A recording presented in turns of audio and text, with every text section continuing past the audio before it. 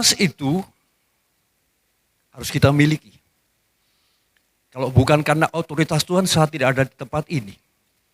Kalau bukan oleh karena otoritas Tuhan, sudah jangan bicara surga. Kita percaya bahwa dalam nama Yesus, penyakit kita disembuhkan, itu bicara otoritas.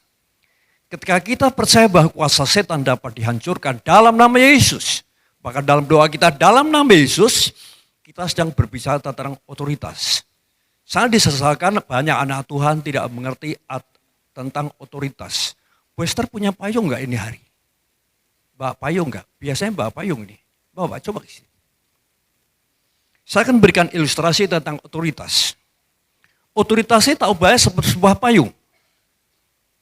Apa gunanya payung? Ini aja. Apa gunanya payung? Kok susah amat sih? Dari kata bendanya memayungi, gitu tuh. Payung, ya, memayungi. Kita melindungi pada waktu panas, pada waktu hujan. Oh, belum sampai bos. Nah, ini payung. Yang ada ya, di atas kita di bawah. Bisa tolong Wester ini. Perempuan suka payung, berarti suka otoritas. Makanya banyak pria-pria takut kepada perempuan. Sebab perempuan punya otoritas. Nah saudara, ini adalah payung. Kita di bawah payung. Kita sedang berada di bawah otoritas. Tapi seringkali kita tahu otoritas, tapi kita tidak tahu menggunakannya. Aneh. Aneh tidak kalau payung ini kita pakai begini. Saya punya payung, tapi makainya begini. Orang apa yang memakai seperti ini? Bocor sedikit barangkali. Tanpa kita sadari kita mentetai. Banyak orang Kristen tidak menggunakan otoritas dengan efektif dan efisien. Sebab cara menggunakannya katakan, Pak Gunawan itu salah, katakan. Pak Gunawan, itu saya enggak berkeberat. Oh iya salah. Otoritas harus kita gunakan dengan tepat. Payung untuk memayungi. Otoritas untuk melindungi kita. Mari terima kasih buat payungnya. Ini payung saya juga ini. Nah saudara, ketika Tuhan mengatakan langit dan bumi akan berlalu, lenyap. Tetapi firmanku, perkataanku tidak akan berlalu. Ini bicara kuasa dan kekekalan. Yang kekal itu ada, yang ada itu hidup. Yang kelihatan itu tidak kekal dan bisa tidak ada. Tapi yang tidak kelihatan, yang kita bisa rasakan tidak dengan iman, itu kekal. Nah saudara, kita percaya diajarkan seperti Paulus berkata kepada Timotius di dalam 2 Timotius pasal 3 ayat 15, sejak kecil, sejak muda engkau telah mengenal kitab suci, itu adalah firman Allah. Dan firman Allah itu telah memberikan hikmat dan engkau tidak hidup dalam kebodohan. Jadi saudara, ciri orang Kristen yang bodoh secara rohani tidak cerdas karena tidak memiliki otoritas firman Allah. Dan firman Allah yang punya otoritas itu memimpin kita semuanya kepada keselamatan dalam Yesus Kristus. Nah, atas dasar ini saudara, saya ingin berbicara tentang otoritas firman Tuhan. Seperti apa? Bagaimana kita menemukan otoritas dan bagaimana kita gunakan otoritas ini? Mari kita membuka satu kebenaran yang dikisahkan di dalam Injil Lukas pasal 8 ayat 5 sampai dengan ayat yang ke-10. Mari kita sambut kebenaran firman Tuhan. Kisahnya adalah, perikopnya adalah Yesus menyembuhkan hamba seorang perwira yang berkebangsaan Roma di Kapernaum. Mari kita bangkit berdiri, kita akan mendengar baik-baik. Mari kita pelajari, hati kita minta supaya kita diberikan marifat untuk menerima apa yang kita akan pelajari. Ini adalah otoritas firman Allah. Dengarkan firman Tuhan, dan inilah firman Tuhan. Matius pasal 8 ayat 5 sampai 10. Ketika Yesus masuk ke Kapernaum, seorang perwira datang kepada dia dan memohon pertolongannya. Ia berkata, Tuan, Kurios, hambaku terbaring di rumah karena sakit lumpuh dan ia sangat menderita. Yesus berkata kepadanya, aku akan datang menyembuhkannya. Namun jawab perwira itu kepadanya, Tuhan, aku tidak layak, aku tidak pantas menerima Tuhan di dalam rumahku. Tetapi katakan saja sepatah kata dan hambaku itu akan sembuh. Sebab aku sendiri seorang bawahan dan di bawahku ada pula prajurit. Juga aku berkata kepada salah seorang prajurit itu, pergi. Maka ia pergi. Dan kepada yang seorang lagi, datang. Maka ia datang. Ataupun kepada hambaku yang sakit itu, kerjakanlah ini. Maka ia mengerjakannya. Mendengar hal itu, mendengar pernyataan itu, Yesus heran, takjub, kagum dan menghargai. Dan berkata kepada mereka yang mengikutinya, sesungguhnya aku berkata kepadamu, iman sebesar ini tidak pernah aku jumpai pada seorang pun di antara orang Israel. Kita tutup dalam ayat yang ke-13. Lalu Yesus berkata kepada perwira itu, pulanglah dan jadilah kepadamu seperti yang engkau percaya. Dan pada saat itu juga sembuhlah hambanya yang di rumah. Silakan duduk kembali. Saudara, inilah kabar baik. Kita melihat saudara, itulah perkataan Yesus, itu ajaib, perkataan Yesus itu luar biasa. Tetapi saudara, pribadi Yesus juga ajaib dan luar biasa. Dan perbuatan Yesus ajaib dan luar biasa. Maka kita bisa nyanyi Yesus ajaib, Yesus ajaib, Yesus ajaib dan luar biasa. Saudara, seorang perwira berkebangsaan Romawi datang kepada Yesus memohon pertolongan bahwa hambanya, seorang hambanya menderita sakit keras, parah, sangat menderita. Dia berbaring sebab dalam keadaan lumpuh. Dan dia bercerita kepada dia dikatakan Tuhan, kurios, dia menghargai, menghormati Yesus. Saudara, Tuhan menghargai orang yang menghormati dia. Seringkali saudara kita berdoa seenaknya saja, kita tidak tahu aturan, sebab kita minta saja, minta. Tetapi mari kita menyebut kurios. Kurios artinya Tuhan. Seorang guru yang baik membagikan ilmu itu kurios. Seorang yang bisa lakukan kebaikan-kebaikan yang terhormat itu juga kurios. Jadi kalau ada orang kata, masa mentuhankan manusia? Tidak, itu tidak mentuhankan manusia. Menghormati bahwa orang itu telah membagikan, melakukan kebajikan dalam hidupnya. Orang Jawa bilang Gusti, Raden, itu yang dihormati.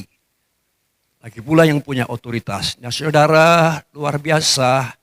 Dan ternyata prajurit ini saudara, ketika Yesus menyapa, menjawab, ya aku akan datang ke rumahmu. Saya percaya kalau Yesus datang ke rumahnya pasti menyembuhkan. Saya mau gak Yesus datang ke rumahmu? Supaya banyak yang rumahnya terbuka buat Yesus. Ya, Yesus mau datang ke rumahnya. Tetapi satu pelajaran yang lain. Terkadang ada satu hal yang perlu kita pelajari.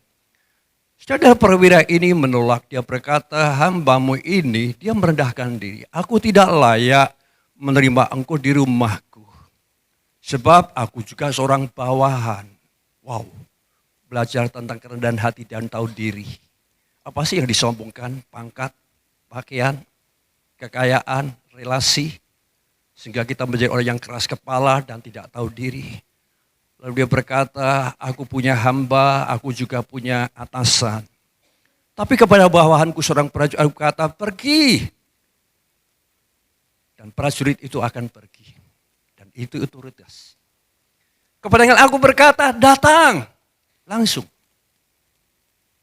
Prajuritku itu akan datang. Dan itu otoritas. Bahkan hambaku yang sakit, pada waktu dia sehat, aku berkata, kerjakan ini. Dan ia akan kerjakan ini. Saudara, bahwa otoritas mengajarkan kita tentang ketaatan. Ada banyak anak Tuhan tidak taat. Itu sebabnya saya katakan, orang itu sedang memakai payung terbalik. Tahu payung terbalik? Ada banyak orang yang tidak menyadari payungnya terbalik. maka selalu bocor, kehujanan, basah kuyup, dan akhirnya sakit. Nah saudara, Tuhan Yesus kagum. Dia berkata, belum pernah aku menemukan, melihat seorang yang punya iman begitu besar. Artinya apa? Bahwa orang yang rendah hati, dia mengucapkan kata-kata tidak sembarangan, saudara. Tapi kalau kita melihat bahwa apa esensinya, apa pentingnya, dia datang seorang perwira, pangkatnya tinggi, membak persoalannya untuk seorang pembantu yang miskin, yang sakit parah. Ini berarti dia menghargai manusia. Jiwa itu berharga. Saya berharap kita mau belajar dan hargai orang lain. Hargai orang lain.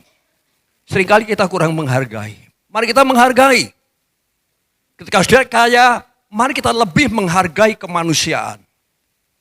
Orang beragama kalau tidak berbuat kemanusiaan, saya kira sia-sia keagamaannya.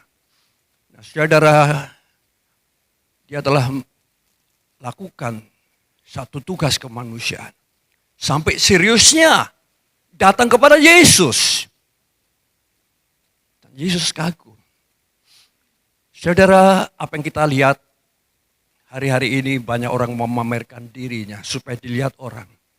Tapi saya mau kasih kepada saudara, bahwa apa yang kau lakukan pasti dilihat oleh Tuhan. Apa yang kau hadapi pasti diperhatikan oleh Tuhan. Apa yang menjadi kesusahanmu pasti diperhatikan oleh Tuhan. Itu sebabnya saudara, mari kita belajar. Hari ini kita diajar bagaimana kita menemukan yang namanya otoritas firman Allah. Jangan keraskan hatimu ketika kita mendengarkan firman Tuhan. Firman Tuhan biar hari ini berbicara kepada saya, kepada pribadi, lepas pribadi. Jangan bicara otoritas kalau saudara tidak suka firman Tuhan. Tetapi kalau saya menyukai firman Allah, saudara dituntun oleh otoritas firman Tuhan. Orang yang berjalan dengan tekun, dengan kuat, lewati masalah, dengan kerendahan hati, dengan hikmat dan taat, itu orang yang sedang dipimpin oleh otoritas firman Tuhan. Saya berdoa supaya gereja ini, saya dan saudara dipimpin oleh otoritas firman Allah. Keluarga kita harus ada otoritas firman Allah. Kalau tidak, dunia kita banyak otoritas. Ya, banyak kuasa-kuasa. Nah, saudara, luar biasa, Yesus berkata, pergilah, pulanglah. Ya. Alami, terimalah seperti apa yang engkau imani. Seperti apa yang engkau yakini. Dan luar biasa, sesampainya di rumah apa yang terjadi? Kesembuhan terjadi. Pertolongan terjadi. Barangkali saya ini punya masalah. Siapa yang punya masalah ini hari? Oh enggak ada. Saya punya masalah hari ini. Oh punya masalah. Saya juga banyak masalah. Saya punya beban berat. Masalah kita bukan menempel di kita. Kita melihat anak kita, pekerjaan kita, saudara kita. Kita belajar untuk menaruh perhatian, berbagi hidup, berbagi berkat, berbagi keyakinan. Dan sepertinya Tuhan mau datang ke rumah kita. Andai kata kita berkata seperti perwira itu, Tuhan cukup katakan. Dengan perkataan itu saja, pasti ada kesembuhan. Pasti ada pertolongan, pasti ada perubahan. Apa artinya? Membutuhkan otoritas firman Tuhan. Mana anak muda? Masa depanmu ditentukan oleh otoritas firman Tuhan. Kau bisa buat rencana, kau bisa taruh cita-cita setinggi langit. Tapi kalau Tuhan tidak berkehendak, jadilah kita gembel. Jadilah kita hancur. Tapi gembel, orang yang tidak ada harganya. Dia serahkan, dituntun oleh kebenaran firman Tuhan. Seperti berkata, engkau yang menuntun menaikkan aku masuk dalam kemuliaanmu. Satu luar biasa berkat dalam otoritas. Saudara, apa yang kita pelajari hari ini? Ketika kita mau belajar tentang otoritas. Pertama, otoritas mengajarkan kita. Jangan ragu-ragu dalam hidup ini. Jangan ragu-ragu. Bayangkan seorang perwira hebat di kampung Kapernaum. The village of Nahum, kampung. Kapernaum itu kampung. Tetapi seorang prajurit dengan rendah hati datang mencari Yesus. Ceritakan masa kepada Yesus. Dan ia nyatakan tadi, bicara tentang otoritas. Aku ini punya atasan. Aku ini juga punya bawahan. Cukup katakan saja dengan perkataanmu. Ini menunjukkan sikap. Tidak ada keraguan-raguan dalam hatinya. Seringkali kita berdoa, didengar gak ya? Seringkali dari Tuhan, Tuhan berkati dia ya. Anak saya sembuh gak ya? Persoalanku ini bisa ditolong dengan segera gak? Seringkali ragu-ragu mendahului dan menanti di pintu hati kita. Perbiaraan ini ada keraguan-raguan. Yesus kagum kepada orang yang tidak punya keraguan-raguan. Masihkah sudah ragu-ragu? Maka doa, jika Tuhan tolong, kenapa jika? Jika saya sembuh, jika saya diberkati, sebenarnya setengah keraguan-raguan. Saudara, kita perlu menjadi anak Tuhan yang hidup tanpa keraguan-raguan. Saudara, luar biasa firman Tuhan hari ini mengajarkan kepada kita. Mari saudara, apa yang diucapkan oleh Yesus itu akan mendasarkan keyakinan. Katakan saja. Ini bukan satu hal yang sembarang omong. Dia tahu di hadapannya adalah pribadi yang ajaib. Ia rasakan. Saya percaya di mana ada Yesus. Tidak ada keraguan-raguan. Sudah masih ragu-ragu? Masih ragu-ragu? Aduh, persoalanku. Aduh, cicilan sudah ke-10 belum saya bayar. Aduh, hilang. Aduh, begini. Ini adalah benih-benih keraguan-raguan. Berbahagialah orang yang percaya. Berbahagialah orang yang mempunyai keyakinan, saudara. Saya mau bertanya, saudara. Yesus juga tidak meragukan kalau perwira itu yakin betul. Saya mau bertanya Ucok. Kalau Ucok hidup dalam keraguan-raguan, siapa yang bertanggung jawab? That's right. Kalau Ucok dalam keraguan, ialah yang bertanggung jawab. Doain saya, lempar ke orang lain. Kenapa enggak doa sendiri? Seringkali mata kita hanya terbelah ke orang lain. Balok yang besar di mata kita tidak kita lihat. Selembar kayu kecil dari serutan balok besar itu dilihat. Ini menunjukkan keraguan-raguan. Sebab ini hari saudara mari kita datang kepada Tuhan. Buang segala keraguan-raguan. Jangan ragu-ragu. Yang bisa menyelesaikan keraguanmu. Yuk katakan, aku bertanggung jawab sendiri. 1, 2, 3. Aku bertanggung jawab sendiri atas keraguan-raguanku. Kalau orang sudah ragu-ragu, mau didoain, mau dibesuk, kalau tetap dalam keraguan-raguan, enggak akan berubah. Sebanyak-banyak mau membuang keraguan-raguan. Seberapa banyak mau menang atas keraguan-raguan. Sudah menjadi orang Kristen percuma dan sia-sia. Kalau sudah tidak dapat mengatasi keraguan-raguan.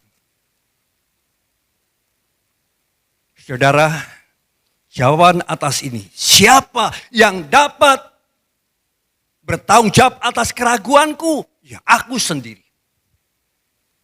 Dikatakan Yesaya pasal 26 ayat 3.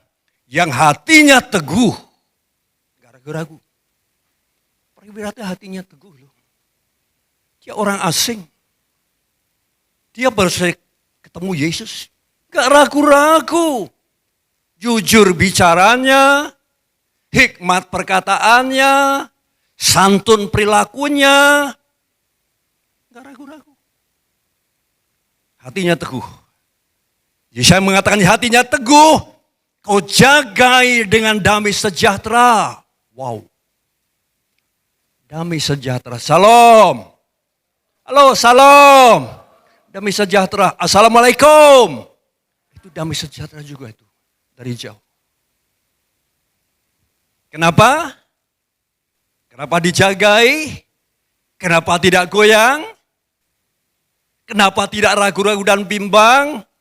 Sebab ia percaya Tuhan. Adakah saudara percaya Tuhan? Coba. Mana yang percaya Tuhan? Kok enggak kelihatan sih? Yang mantap dong, 2 tangan. Siapa yang percaya Tuhan? Oh, yang percaya Tuhan. Kasih tahu sebelah Pak Wira, kita percaya Tuhan nih Pak Yong. Ya, dipastikan orang yang percaya Tuhan dapat memblokir yang namanya keraguan-raguan. Amin. Kalau keraguan-raguan menyingkir, kesembuhan datang. Pertolongan datang. Kuasa Tuhan dialami. Saudara, kita harus percaya kepada Tuhan. Kenapa kita kecewa? Kenapa kita dipermalukan? Sebab kita tidak percaya Tuhan. Kenapa kita ragu-ragu, bimbang dan jatuh tinggalkan Tuhan? Ragu-ragu. Cok, baca yang keras Cok. Roma pasal 8 ayat yang ke-11. Jangan kaget. Sudah mau gak dipermalukan? Gak mau. Kabar baik, Tuhan tidak permalukan saudara. Tepuk tangan. Tuhan tidak permalukan kita semuanya. Tepuk tangan. Tuhan tidak permalukan kita semua. Kenapa? Baca.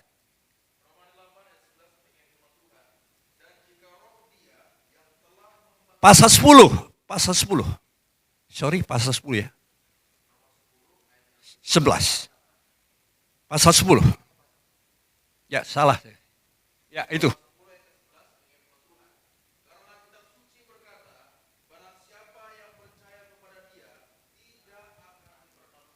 Apa?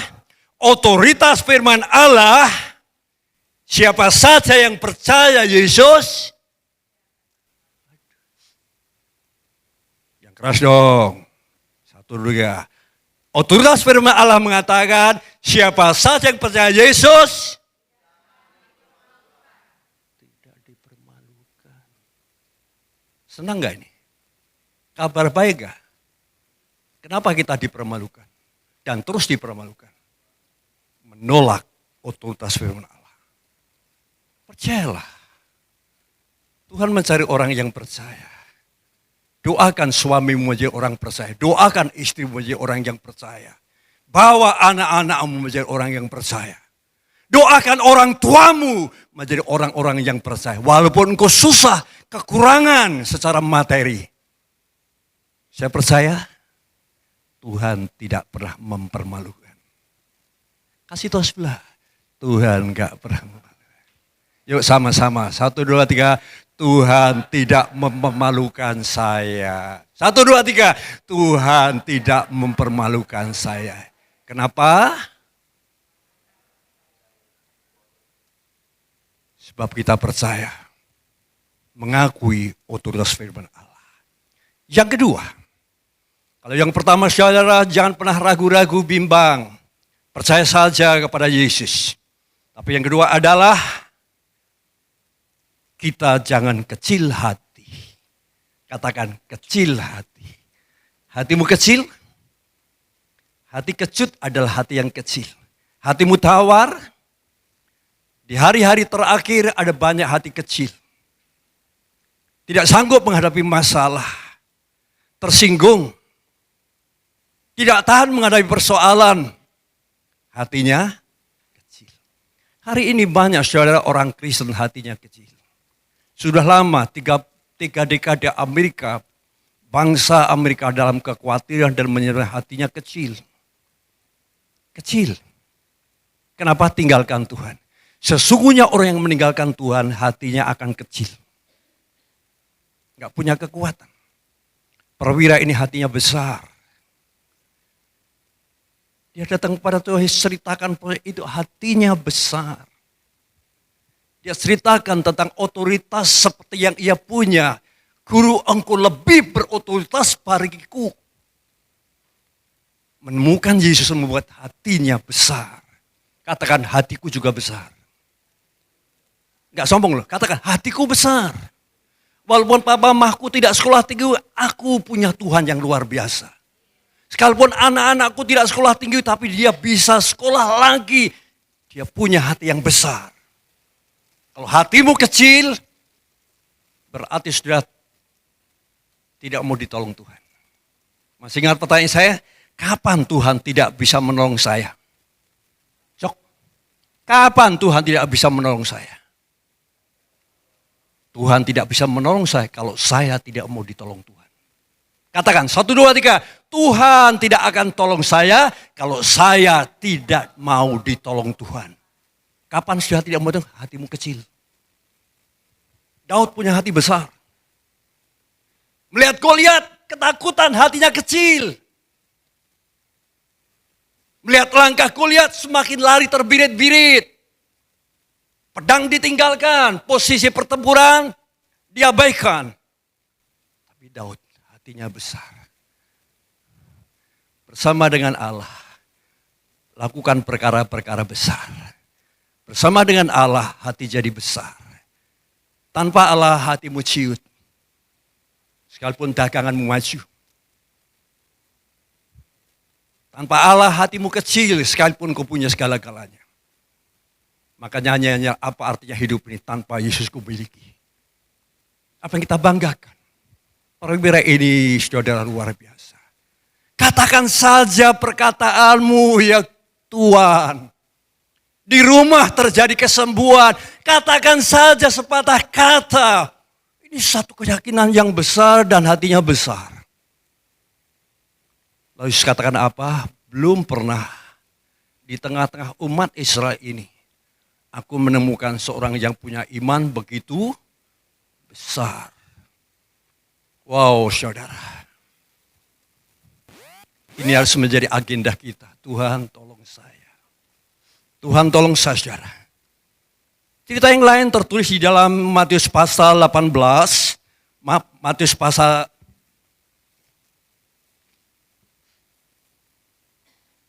Matius pasal 17. Seorang bapak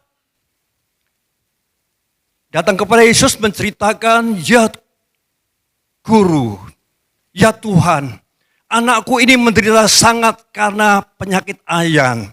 Berulang kali dia nekat, hampir terbakar dan mati. Berapa itu yang lalu, anak ini sudah saya bawa kepada murid-muridmu. Tapi murid-muridmu tidak dapat menyembuhkan. Bu Hilda, dokter nggak dapat menyembuhkan, gereja nggak dapat menyembuhkan, dukun nggak dapat menyembuhkan, jadi kecil hati ya cok ya. Coba kita lihat. Aku sudah membaik kepada murid-murid tapi mereka tidak dapat menyembuhkan. Hatinya kecil nggak cok? Sudah menanti, sudah didoakan. Ini kejadian hari-hari ini juga begitu. Aku sudah ke gereja, aku sudah melayani. Aku sudah korbankan semuanya. Tapi tidak ada perubahan. Pertolongan. Dan pengalaman isyarat membuat orang kecil hati. Dan sulit untuk menanti.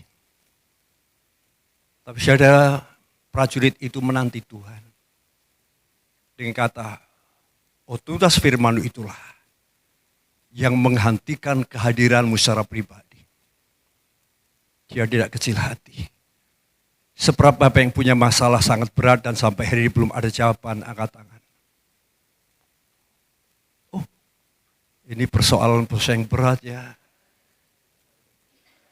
Tapi jangan ada dusta di antara, 1, 2, jangan ada dusta di antara, siapa yang bisa berharap pertolongan tapi belum kunjung datang? Termasuk diri kita, aku kok belum maju ya. Aku kok belum sungguh-sungguh ya. Ini satu persoalan. Aku sudah datang. Murid-muridnya kaget. Yesus katakan jenis persoalan ini bukan ayan sembarang ayan. Di balik itu ada permainan setan. Setan membuat ketar-ketir. Setan membuat pendetamu gak manjur. Gerejamu gak tolok. Betul gak nih? Begini-begini selentingan ini. Ini kata-katanya ada kata-kata apa yang memukul. Betul kan? Aku sudah datang ke gereja, kok tidak ada pertolongan. Aku sudah turuti apa katakan, kok tidak ada. Aku sudah membawa kepada muridmu. Hati-hati. Sudah kuat. Puji Tuhan, dia datang kedua kalinya ketemu Yesus. Yesus tegur. Berapa lama lagi angkatan ini kurang sungguh-sungguh. Tidak menaruh keyakinan yang besar. Ada sesuatu yang menghalangi. Yaitu kecil hati. Saya tahu kegagalan bangsa Israel adalah kecil hati. Sehingga tidak masuk tanah perjanjian dan 40 tahun beredar-edar. Orang yang kecil hati tidak punya kekuatan. Tapi orang yang besar hati berjalan dengan kuasa Tuhan. Saya tahu ayat. Kalau kita tawar hati kecil hati apa jadinya? Amsal 24 ayat 10. Yuk kita baca sama-sama.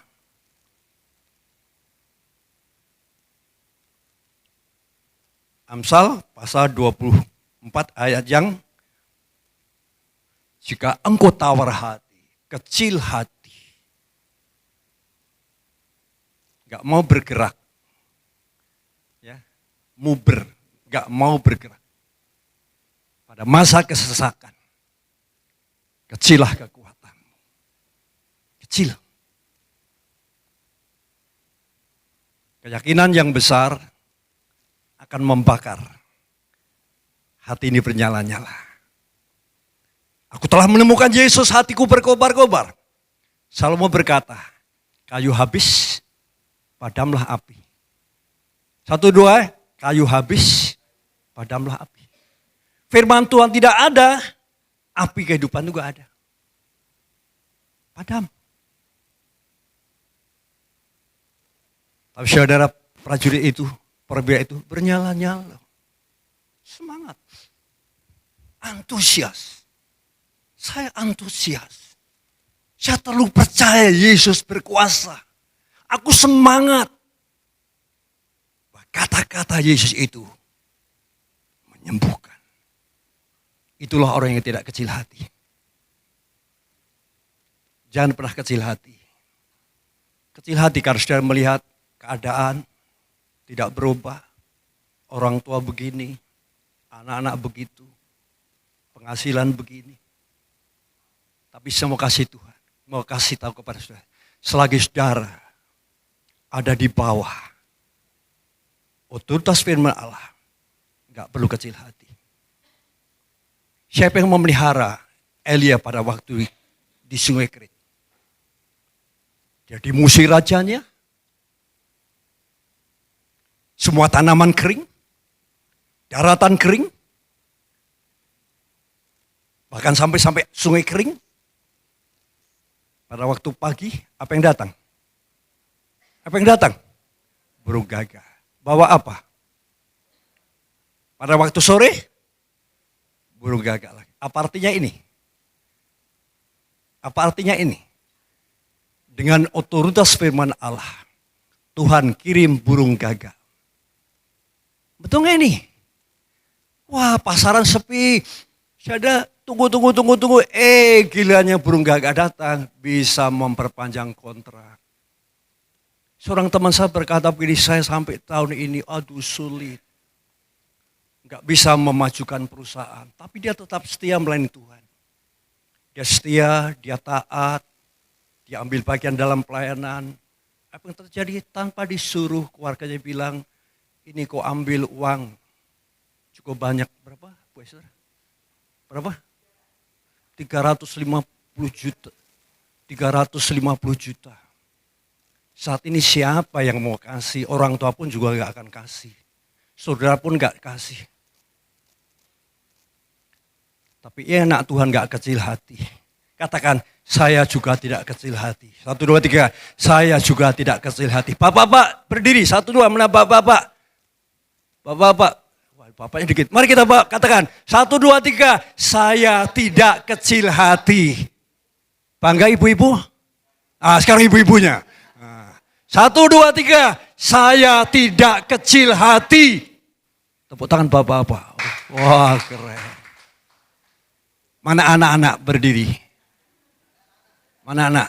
Bapakku SD pun gak tamat.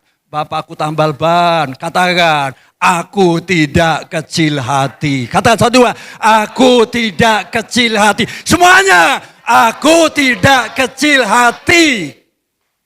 Silahkan duduk.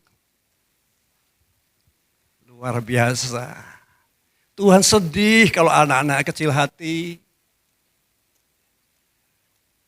Saya berharap ini hari kita tidak kecil hati. Amin. di bawah otoritas Tuhan. Di bawah keinginanmu, di bawah rencanamu, di bawah keberhasilanmu. Tunggu tamanya, kau akan kecil hati. Kau sedang susah, kau sedang kesulitan. Pandang kepada firman Tuhan. Jika aku tidak tawar hati, kita rubah menjadi kalimat positif. 1, 2, 3. Jika aku tidak tawar hati pada masa kesakan apapun, besarlah, kuatlah kekuatanku, besarlah. Kasih tahu sebelah, besar atau kecil.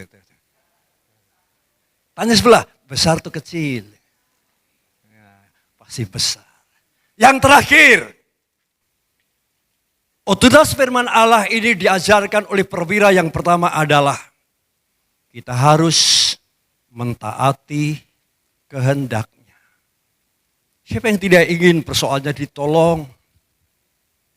Jelas perwira ingin supaya masalahnya dibereskan, anak hambanya bisa terus bekerja membantu dia perlu bantuannya. Tetapi ada hal yang membuat bahwa perwira ini telah membuat perbedaan yang jelas. Sehingga Yesus katakan, aku belum pernah menemukan dari orang Israel begitu besar imannya.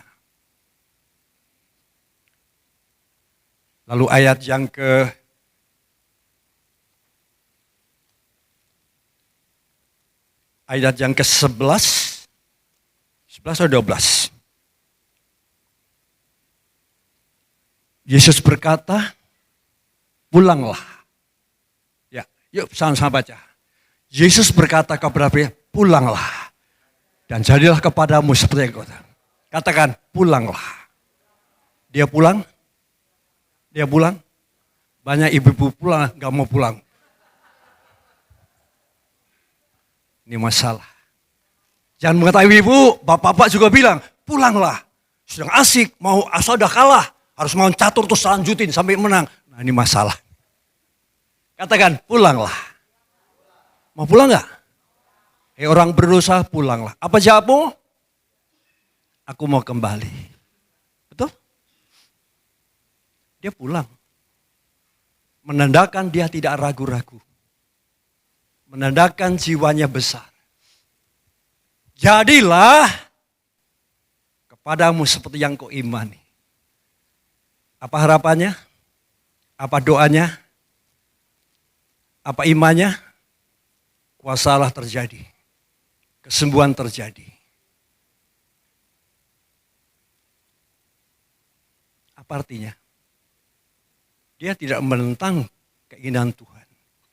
Hari ini banyak anak Tuhan tidak percaya firman, tidak siap pada firman, dan tidak mentaati. Dengar masuk kuping kiri, keluar. Kalau kita percaya, harus taat. Jangan menentang, jangan gunakan akalmu semata-mata, sebab engkau sedang frustrasi. Tapi jadilah seperti yang kau imani. Masih ada iman? Udah setahun gak sembuh-sembuh Pak Gudawan. Mau makan apa? Tetangga bilang saya suruh makan 5 butir kotoran kambing 3 kali sehari. Ih betul. Betul. Betul. Tetanggaku itu. Keluarganya enggak damai, padahal dokter, keturunan bangsawan, pergi ke Gunung Lawu, dapat cincin. Mulai tinggalkan Tuhan. Pakai uang. Marah istrinya, cincinnya dibuang ke comberan. Tanya, mana cincinku? Ku buang di comberan. Malam-malam itu dokter cari cincinnya di comberan. Apa enggak gila ini? Orang percaya enggak perlu begitu. Yang hatinya teguh. Dikawal dengan damai sejahtera. Sebab percaya kepada Tuhan. Saudara kasih Tuhan, perwira ini luar biasa. Perwira ini telah membuat perbedaan. Kalau sudah tahu dia, pertama, memperhatikan sesamanya walaupun orang biasa. Ternyata setelah saya baca, ada kualitas karakter dan perilaku yang menarik. Sehingga tidak heran dia orang yang mudah dituntun oleh otoritas firman Tuhan. Apa itu? Perilaku yang baik. Karakter yang menarik. Dan kerohanian yang tidak diragukan. Coba sudah Ucok tolong bacakan. Di dalam Injil Lukas pasal 7. Ini menceritakan kisah yang sinoptis. Kisah yang hampir serupa. Pasal 7 ayat 5. Coba kita lihat, sudah kan kaget. Ini orang sibuk, perwira, dia punya anak buah prajurit sebanyak 100 tentara pilihan. Tapi coba ini.